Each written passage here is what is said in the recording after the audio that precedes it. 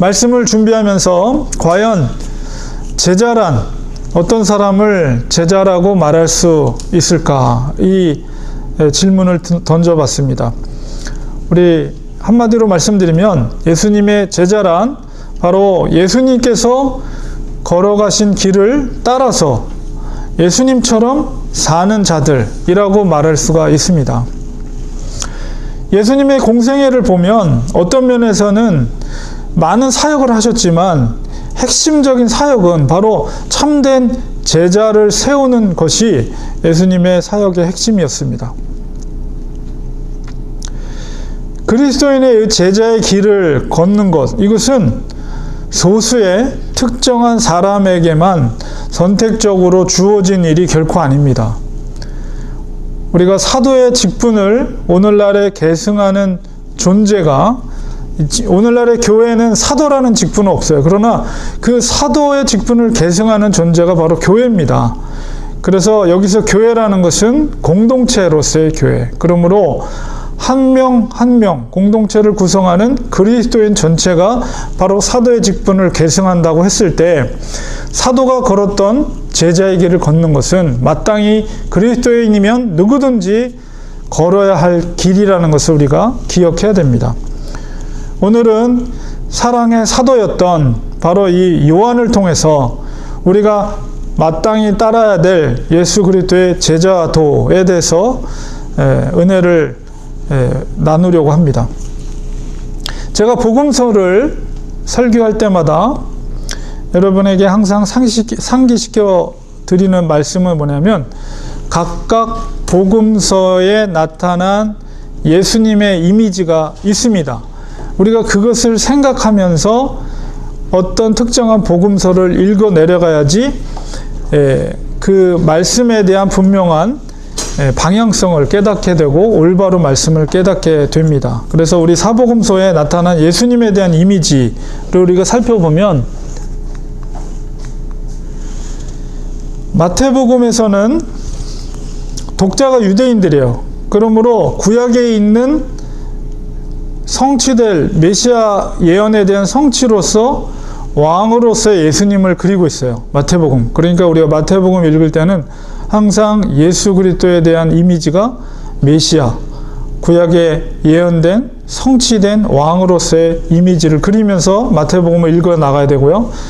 마가복음은 우리가 수요일날 공부를 했지만은 종으로 오신 예수님, 섬김을 받으려 오신 분이 아니라 바로 남을 섬기기 위해서 오신 인자, 사람의 아들로서의 예수님을 그리고 있습니다. 그래서 마가복음을 읽을 때는 예수님이 누구인가 라고 했을 때 바로 섬기는 자로서의 예수님. 그리고 누가복음을 우리가 읽을 때 누가복음 속에서는 뭐 탕자의 비유라든가 그 다음에 세리장이었던 삭개오, 이런 이야기들이, 에피소드들이 나오는데 바로 잃은 자를 찾으시는 목자의 이미지가 누가복음엔 기록되어 있어요. 그래서 누가복음 읽을 때는 바로 잃은 자를 찾으시는 아버지의 마음, 목자의 마음, 그런 모습으로 누가복음을 읽어가고 또 사도행전을 읽어가는 것이 바른 성경을 읽는 모습이고요. 오늘 읽은 요한복음 어떻습니까? 요한복음은 로고스, 태초에 말씀이 계시니라. 그래서 말씀이라는 로고스, 즉 바로 진리 대신 하나님의 아들로서의 그 하나님으로서의 신성을 강조하고 있어요.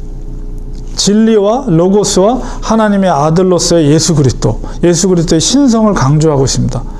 그래서 우리가 예수님의 제자도를 말할 때 예수님이 누구신가에 대한 이 정의가 매우 중요한 그런 방향성을 제시합니다. 우리가 제자가 걸어야 될 그 본이 되는 것이 예수님이기 때문에 예수님이 어떤 분인가에 대한 것에 대한 인식, 바른 인식이 바로 제자도의 방향성을 제시하는 거예요. 그렇기 때문에 그 각각의 복음서가 그 제자들이 말하고 있는 예수님이 누구인가, 예수님의 이미지가 무엇인가를 통해서 우리가 제자도를 우리가 깨달을 수가 있는 것이죠. 그래서 우리가 요한복음을 읽을 때는 요한이 가지고 있는 예수님이 누구신가에 대한 방향성을 가지면서 우리가 전체 요한복음을 읽어 나가야 합니다. 그래야지 말씀에 대한 바른 해석이 이루어지게 되는 것이죠. 자, 특별히 요한복음에는 예수님이 누구신가에 대한 7가지 비유를 예수님께서 친히 말씀하고 계십니다. 이것이 바로 각각의 비유는 요한이 말하는 제자도를 대변하고 있는 중요한 역할을 하고 있는 거예요.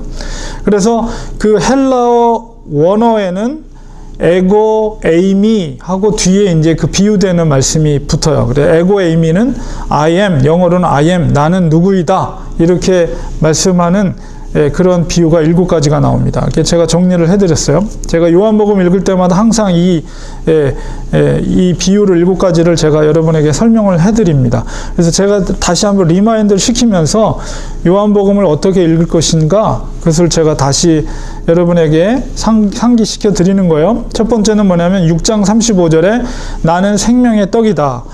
이 비유 속에서 나타난 제자도는 뭐냐면 희생과 생명의 제자도를 여기서 발견할 수가 있는 거죠.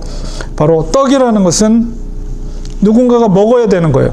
그 먹음을 통해서 생명을 이루는 것이죠. 바로 그것이 바로 희생과 생명의 제자도. 그 다음에 두 번째는 8장 12절에 나는 빛이다, 이렇게 말하고 있어요. 예수님께서. 그것은 어둠 속에서 빛이라는 것은 방향을 지시하는, 그래서 바로 진리의 제자도를 여기서 발견할 수가 있고요. 세 번째는 10장 7절에 있는 말씀, 나는 양의 문이다, 이렇게 예수님이 말씀하세요. 이건 뭐냐면 그 문을 통과해야만이 양들이 휴식할 수 있는 안식처로 들어올 수가 있어요. 그래서 유일한 구원의 제자도, 그것을 그 비유를 통해서 우리가 발견하게 됩니다. 네 번째는 10장 11절에 나는 선한 목자이다, 이렇게 말해요. 선한 목자는 뭐입니까? 양을 위해서 자기 목숨을 버린다고 했어요. 이것은 뭐냐면 희생의 제자도이며 또한 그 양들을 위한 섬기는 목자, 바로 희생과 섬김의 제자도를 이 예수님의 비유를 통해서 깨닫게 되고요. 다섯 번째는 11장 25절에 나는 부활이다, 이렇게 말합니다. 이것은 소망이죠. 부활이라는 것은 우리에게 소망이 되고요. 그 다음에 생명입니다. 새로운 생명, 죽음 가운데 새로운 생명을 얻는 그 소망과 생명의 제자도를 발견하게 됩니다. 그 다음에 여섯 번째는 14장 6절에 나는 길이다, 이렇게 말하고 있어요. 그것은 무엇입니까? 천국에 이르는 유일한 통로로서의 제자도. 그것은 바로 인내, 그 길은 좁은 길이에요. 협착한 길이에요. 그래서 오래 참음이 필요합니다.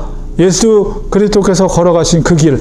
그래서 그것은 인내와 소망의 제자도. 그 길, 협착한 길이지만 그 길 끝에는 뭐가 있어요?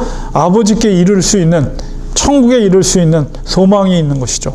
그 다음에 마지막 7번째가 오늘 읽은 본문의 말씀 15장 1절에 나는 참 포도나무이다. 이것은 뭐냐면 그리스도와의 연합의 제자도를 우리가 이 속에서 발견하게 되는 것입니다. 그래서 이 중요한 7가지 비유를 통해서 요한이 말하고자 하는 제자도를 대변하고 있고, 우리가 그것을 통해서 제자로서 어떻게 살아야 될 것인가를 우리가 알 수가 있는데요.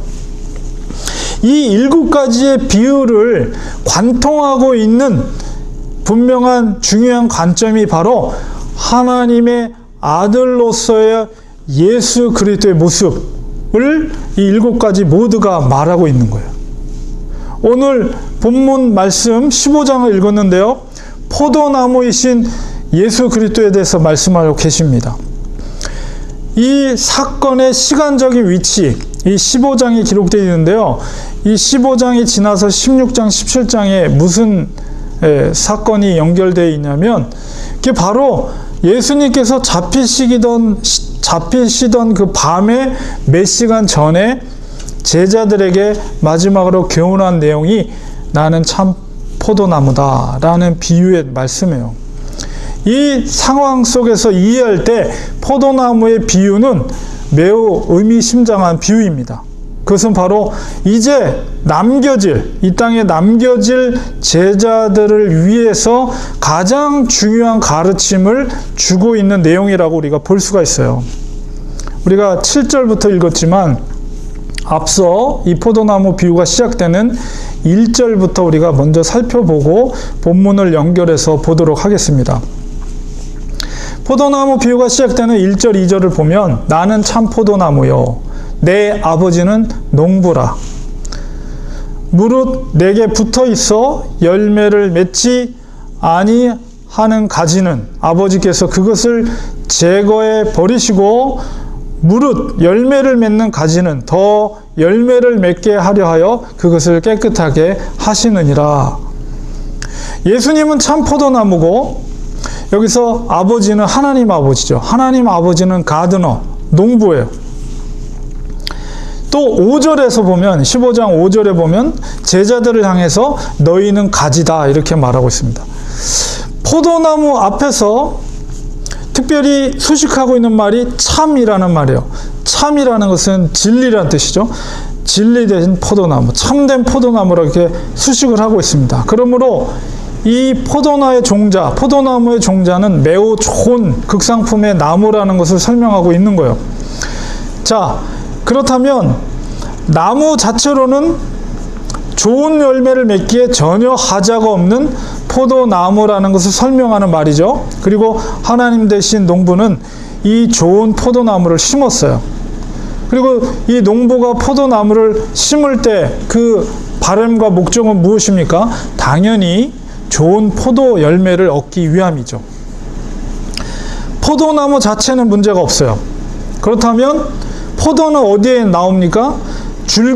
원줄기에서 나는 것이 아니라 원줄기에 붙어 있는 가지에서 포도가 열리게 돼 있어요. 가지는 하나만 있는 게 아니죠. 원줄기는 하나지만은 원줄기에 붙어 있는 가지들은 여러 가지가 있어요. 근데 중요한 건 뭐냐면 원가지에 붙어 있는 가지라고 해서 모두가 좋은 열매를 맺는 것이 아니라는 거예요. 단순히 포도나무에 붙어 있는 가지라고 해서 우리가 안전하다는 안일함을 가져서는 안 된다는 거예요. 2절에 분명히 말씀합니다. 열매를 맺지 아니하는 가지는 가드너인 아버지께서, 농부인 아버지께서 그것을 제거해 버린다. 컷 오프. 원가지에서 그것을 잘라서 제거해 버린다. 이렇게 말하고 있어요. 그런데 우리가 자세히 그것을 읽어보면 그 이유가 뭐냐면 열매를 잘 맺는 가지를 위해서 열매 맺지 않는 가지들을 과감하게 깨끗하게 컷오프 시키겠다는 거예요. 저는 이 말씀을 보면서, 이 표현을 보면서 문득 떠올린 말씀이 있었는데요. 그게 뭐냐면 마태복음 25장에 나타나는 달란트 비유입니다.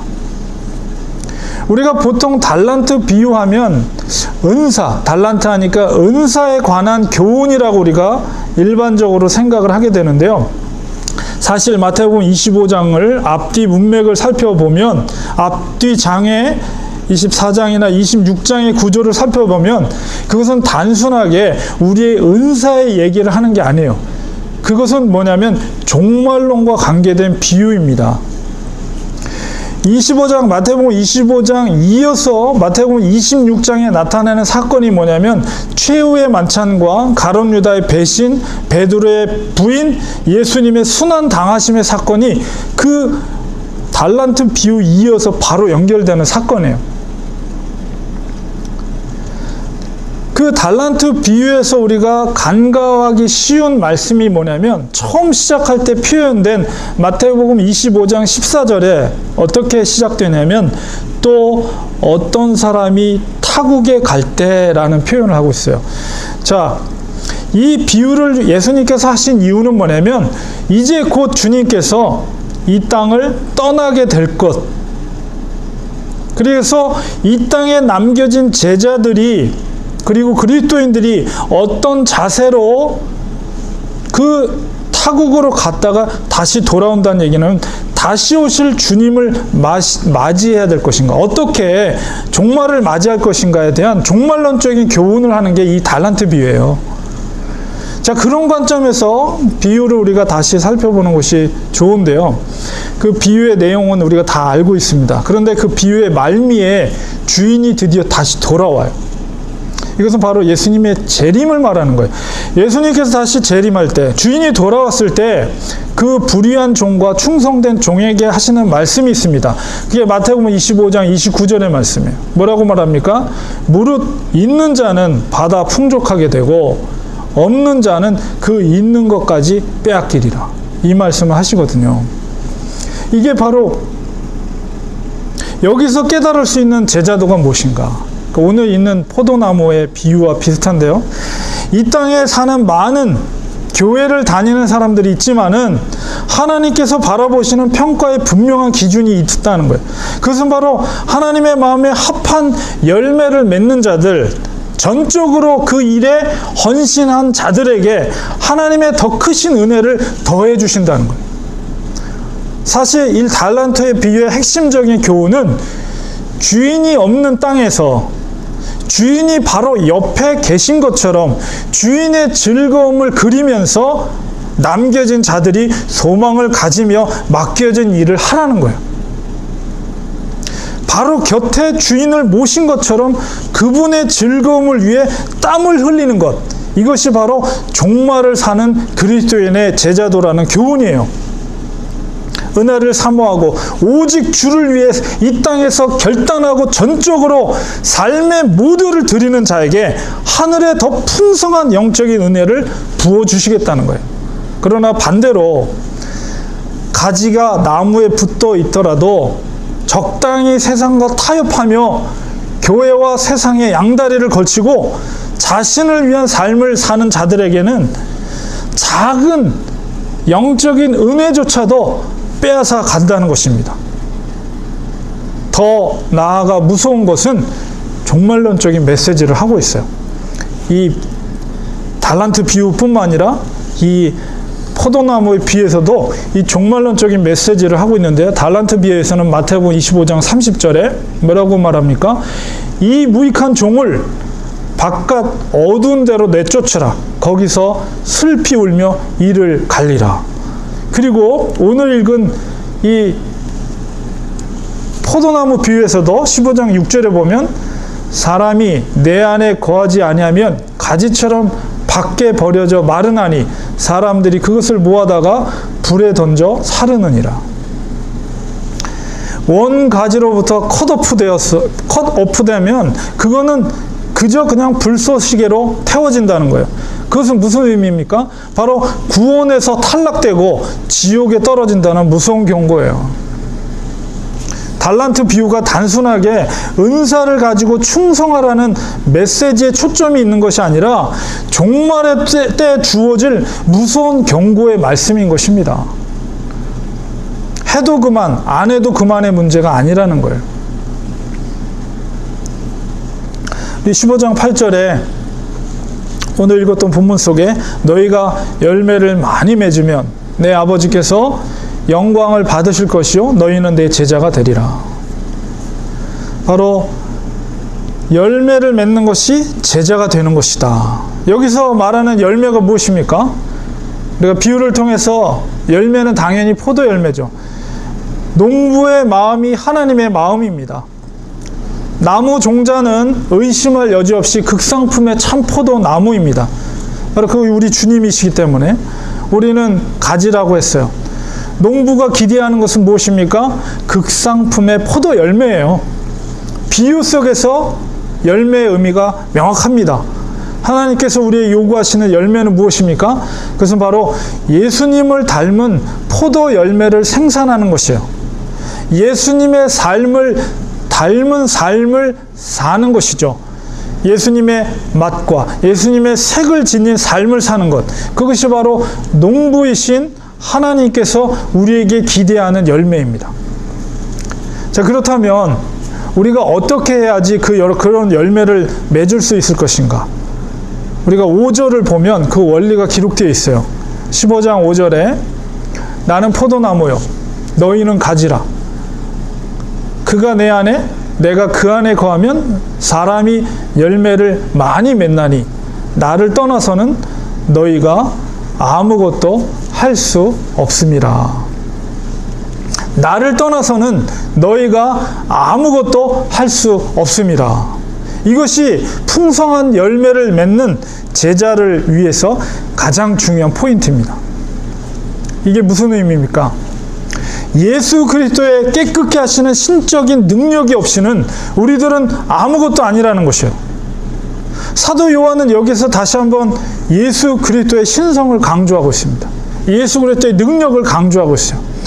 여러분, 요한복음 1장 1절에 처음 시작하는 말씀이 무엇입니까? 그것은 바로 태초에 말씀이 계시니라. 여기 말씀이 로고스예요. 로고스, 헬라어로. 이 말씀이 하나님과 함께 계셨으니, 태초에 하나님과 이 로고스가 함께 계셨다. 그런데 이 말씀이 뭐라고요? 곧 하나님이시니라. 이 로고스가 하나님이다, 이렇게 말하고 있고요. 1장 14절에 이 말씀이, 이 로고스가 육신이 되어 우리 가운데 거하심에 우리가 그의 영광을 보니, 여기서 그가 누구예요? 말씀, 로고스가 육신이 되신 분 예수 그리스도예요. 그 영광을 보니 아버지의 독생자의 영광, 아버지의 유일하신 아들의 영광이요, 그에게 은혜와 진리가 충만하더라. 굉장히 중요한 말씀이에요. 예수 그리스도가 하나님 되심을 말하고 있고요. 그 로고스가 육신이 되어서 우리 가운데 거하시며 그의 영광은 바로 하나님 아버지의 독생자의 영광이다. 또한 그분에겐 은혜와 진리가 충만하다라고 사도 요한은 말하고 있습니다. 예수 그리스도는 하나님의 아버지의 독생자이며 또한 하나님이라고 분명히 말하고 있어요. 예수 그리스도의 신적인 능력을 사도 요한이 1장부터 강조하고 있어요. 우리 다시 15장으로 돌아와서 3절 4절에 뭐라고 말하냐면, 15장 3절 4절에 너희는 내가 일러준 말, 이게 헬라어로 보면 로고스예요. 로고스, 말이란 말이. 로고스는 곧 누구예요? 예수 그리스도예요. 내가 일러준 말로 이미 깨끗하여 졌다. 그러니 내 안에 거하라. 나도 너희 안에 거하리라.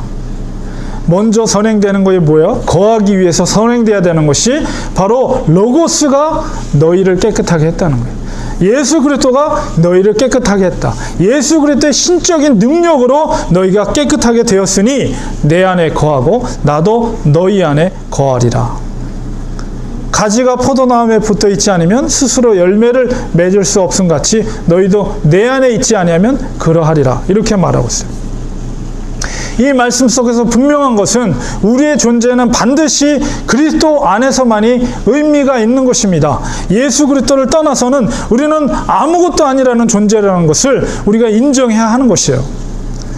아무리 우리가 똑똑하고 아무리 지혜롭고 아무리 우리가 부유하고 사람들로부터 존경을 받고 우러름을 받는 자라 해도 그 안에 예수 그리스도가 없이는 우리는 아무것도 아닙니다. nothing이에요. nothing. 아무것도 아니에요. 이게 가장 중요한 제자로서 가져야 될 삶의 태도예요. 우리 자신을 한번 생각해 보시기 바랍니다. 과연 예수님 없으면 우리는 아무것도 아닙니다 라는 우리 중심 속에서 진짜 우러나오는 고백이 있는가? 여전히 나의 생각 속에 내가 왜 아무것도 아니야? 내가 어떤 사람인데 내가 왜 아무것도 아니야? 라는 마음이 우리 마음속에 조금이라도 있다면 그분은 제자의 길을 온전히 걷고 있는 것이 결코 아닙니다. 그런 마음이 조금이라도 있다면 하나님께서 원하시는 좋은 열매를 맺을 기대는 하지 않는 것이 좋습니다. 그 결과는 너무나도 무시무시하게도 열매를 맺는 가지를 위해서 컷오프 될 수 있다는 위기의식을 우리는 가져야 된다는 거예요. 온전히 그리스도 앞에서 나를 전적으로 부정할 때 그때에서 비로소 예수 그리스도의 색과 맛을 내는 제자의 삶을 살 수가 있는 것입니다. 이런 전적인 부정이 선행될 때 그리스도 안에서의 온전한 연합이 이루어지는 거예요. 그리고 그 속에서 모범적인 기도의 내용과 또한 기도의 응답이 이루어지게 되는 것입니다. 그럴 때 열매를 맺고 그리스도의 참된 제자가 되는 것이죠. 15장 7절 8절에 너희가 내 안에 거하고 내 말이 로고스 너희 안에 거하면 무엇이든지 원하는 대로 구하라. 그 상태가 됐을 때 온전한 기도를 할 수가 있고 응답되는 기도의 역사가 일어나는 거예요. 그러하면 이루리라. 너희가 열매를 많이 맺으면 그때서야 비로소 내 아버지께서 영광을 받으실 것이요 너희는 내 제자가 되리라.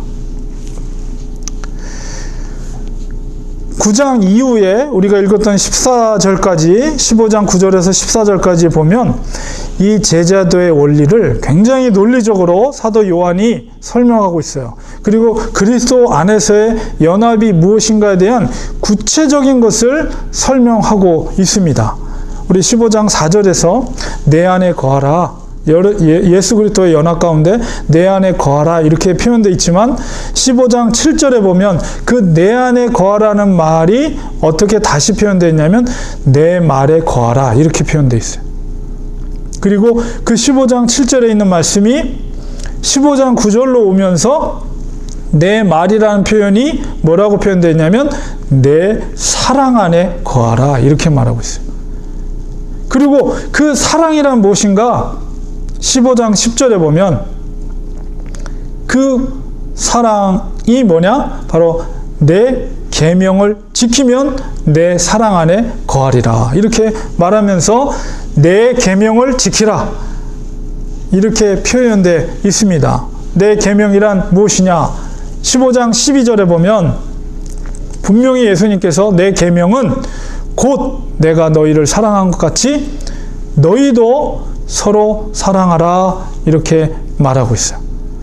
내 안에 거한다는 것, 예수 그리스도와 함께 연합된다는 것을 논리적으로 계속 구체적으로 설명을 하고 있어요. 내 안에, 내 말에, 내 사랑 안에 거하라. 그리고 내 사랑이란 무엇이냐? 바로 내 계명을 지키는 것인데 내 계명이라는 것이 무엇이냐? 바로 내가 너희를 사랑한 것 같이 너희도 사랑하라는 거예요. 이게 새로운 계명이에요. 이것을 지킬 때 그리스도 안에서의 연합이 이루어지는 거예요. 근데 가장 큰 사랑이 무엇이냐라고 했을 때 13절에 그 서로 사랑하라고 했는데 그 가장 사랑 중에서 큰 사랑이 무엇이냐?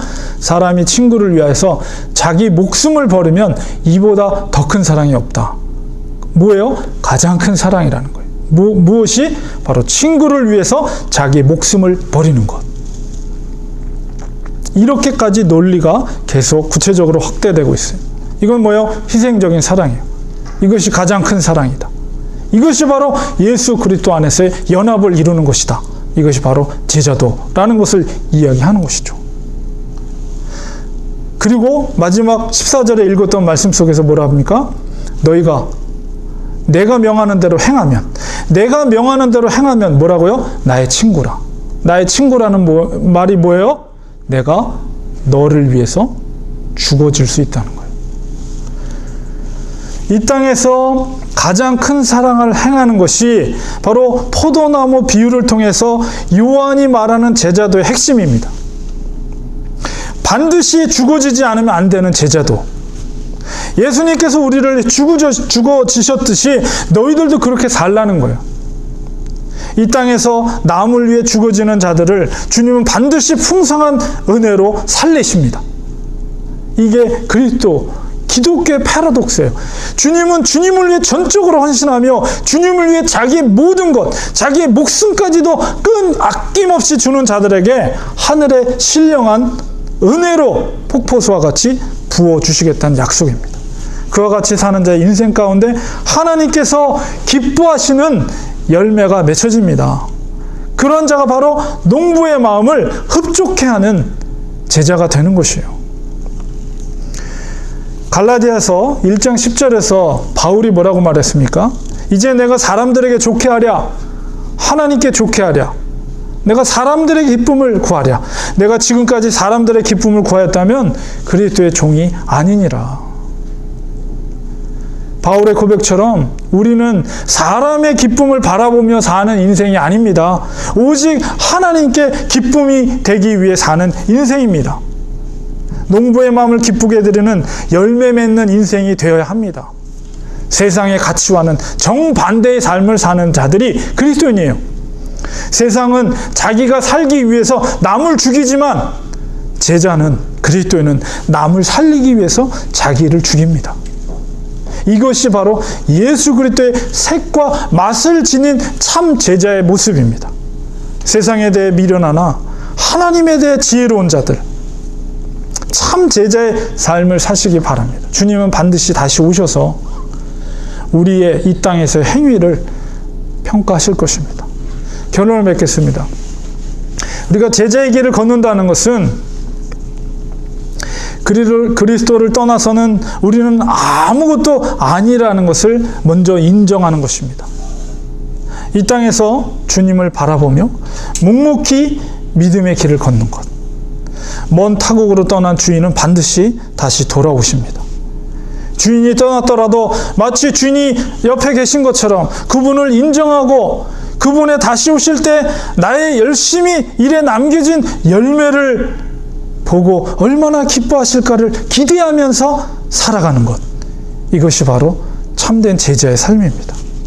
우리가 포도나무의 가르침을 마치시고 요한복음에는 겟세마네에서 홀로서 하나님 앞에 이 땅에 남겨진 제자들을 향해 기도하는 내용이 오직 요한복음엔 기록되어 있어요. 그 긴 기도 중에서 17장 17절에서 21절까지 이 예수님의 제자들을 향한 겟세마네 기도를 제가 마지막으로 읽어드리고 말씀을 맺으려고 합니다. 여기서 그들은 제자들이요. 그들을 진리로 거룩하게 하옵소서. 아버지의 말씀은 진리이니다.